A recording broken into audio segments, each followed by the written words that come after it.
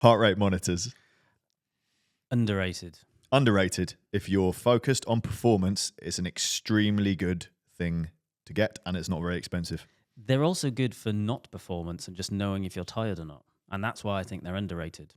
So, like on your wrist all the time, or? Well, just even when just doing exercise, if you have an idea of what's normal, then if you're out doing a ride and it deviates from that, then you know you're fatigued or you know you're tired. So chill out.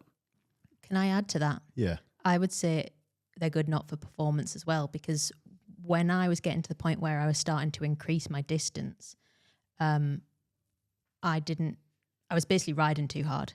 And that's why I was just knackered at the end, or I'd start to bonk or whatever it was, and maybe not eating properly as well. But actually starting to wear a heart rate monitor told me I need to stay in lower zones so that I can go further. And I mean, obviously that seems obvious now, but it teaches you a lot, yes, doesn't it? After a few weeks, you're like starting to you notice what changes. The only caveat is they are affected by the temperature, you know. Well, they aren't. Have you Your drank heart beers rate the night is. before? The heart rate, what? The heart rate monitor isn't affected by that. Your heart rate Your is. heart rate is. Yes. And that's why it is good. So if you go on the beers the night before and then your heart rate's elevated, then that means chill out. True. Rather than... True. Or if it's hot, your body's telling you, please don't go this hard. Exactly. You get it. It's, yeah. For most people, it's a better metric than power. It gives you feedback, whereas power relies on you knowing what you can and can't do.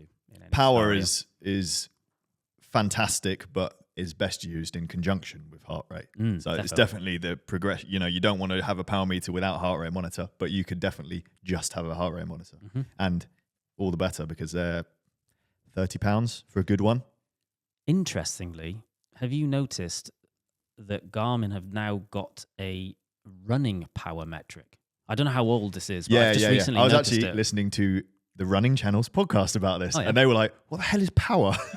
I was like, oh, these noobs. No, but I actually don't know what it is for running. It's supposed to be, it's a formula they've made, which gives you a power reading for your running, which is not to just going for your heart rate anymore. We should definitely have a chat with them about that, because I think that's quite an interesting metric. Because obviously it's not using a separate device. Yeah.